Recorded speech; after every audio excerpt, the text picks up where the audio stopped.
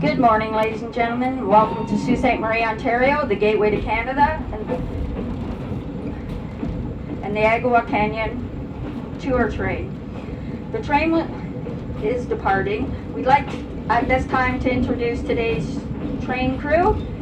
Nick Oshman is your engineer, and Roger, and your tour attendants are Emma Jr. and Beth Smith. My name is Beth, and I'll be one of your attendants for the day. You may have noticed as you entered, we advise all passengers that Ontario laws prohibit passengers from bringing their own alcohol on board the train. The train is licensed, and you may purchase beer, wine, or spirits from the cafe car beginning at 11 a.m. We have been traveling 140 canyon parts through some of the most rugged and spectacular country in the province of Ontario. To make your trip more informative, we've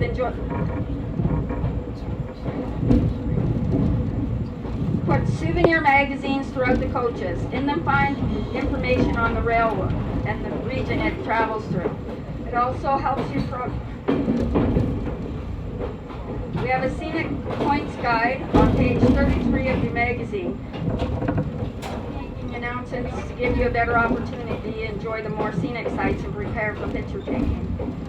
Special emergency exit windows are located in every coach. They are distinguished by the red handles located along the bottom of the window.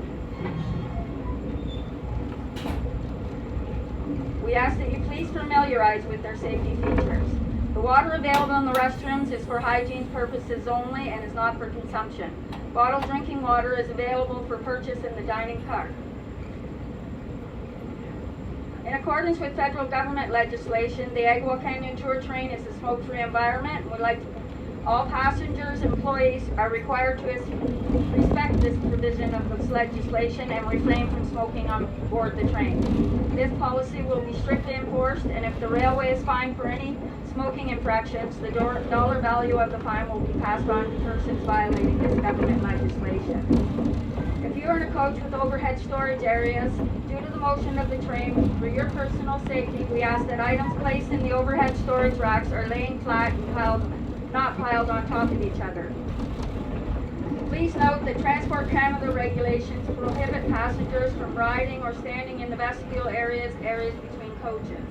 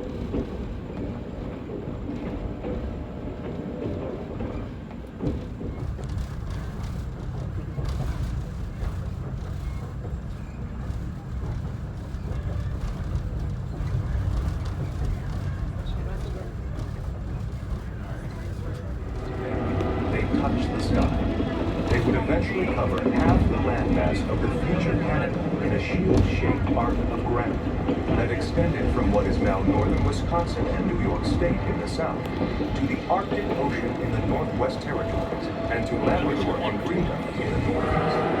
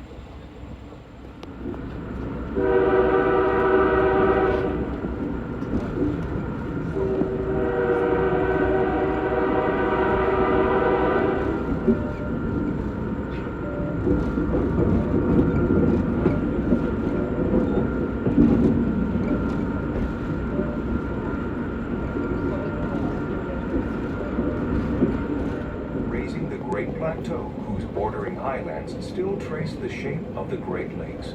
The Great Lakes today contain 20% of the world's fresh water.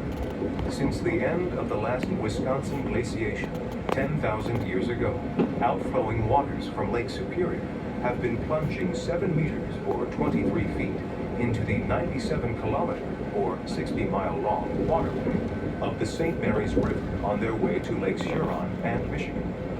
Thanks to billions of years of geological transformation, the rapids created by this difference in elevation between the Great Lakes became the starting point for all of the human history of the Algoma region.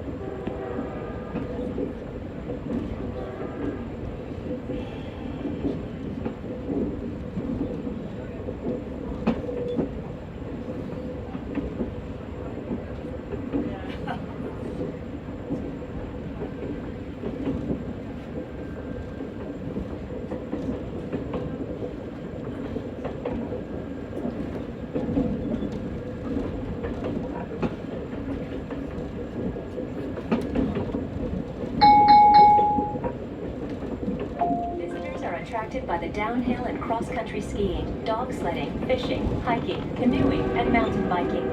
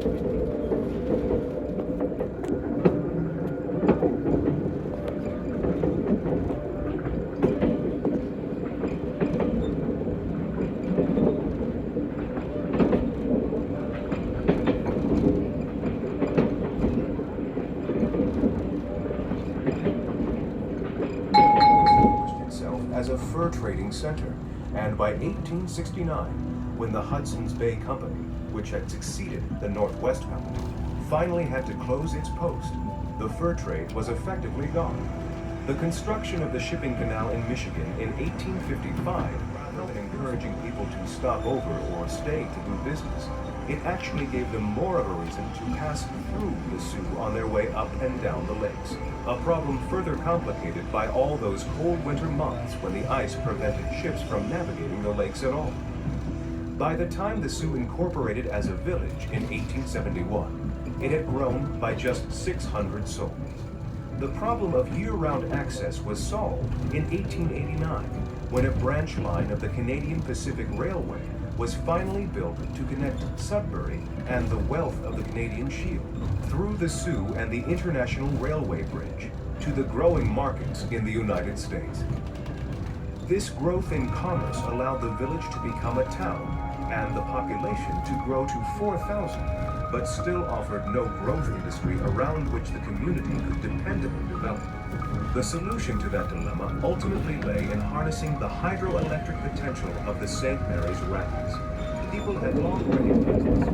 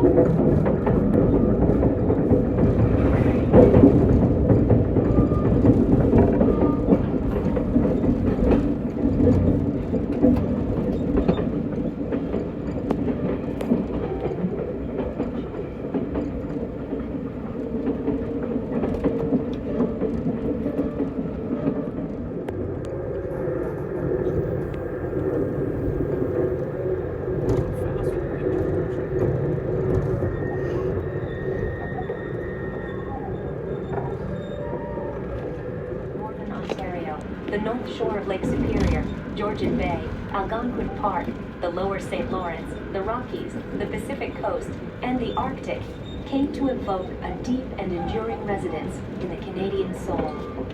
The group of 7 images would shape forever the way we Canadians see ourselves as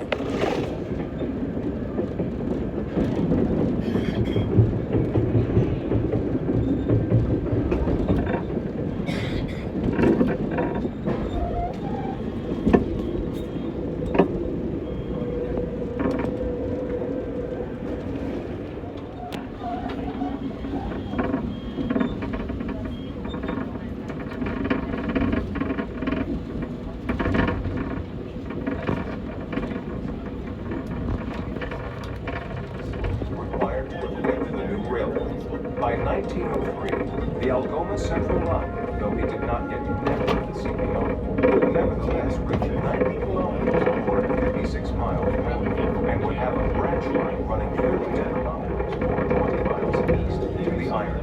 The Algoma Central was not, incidentally, the only railway in Clerk's Empire. In 19...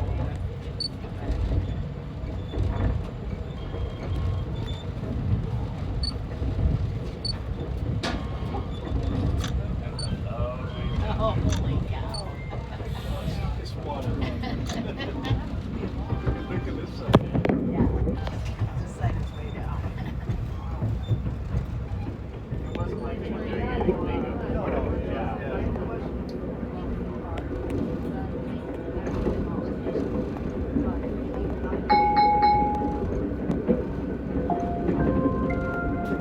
We are passing Freighter Lake, which leads into Freighter and the beginning of our descent to Agawa Canyon.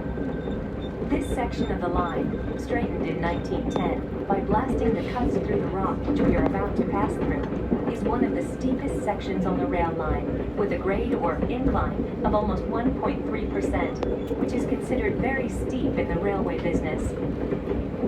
During the next 10 miles, the train will descend over 152 meters, or 500 feet, to reach the floor. The view on your left will begin with Lake Superior and Highway 17, more than 5 miles away. The tracks parallel Agawa Canyon for a short distance, and then curve down into the canyon itself. I think you'll find the view of the gorge one of the most unforgettable natural wonders of Algoma Central Country.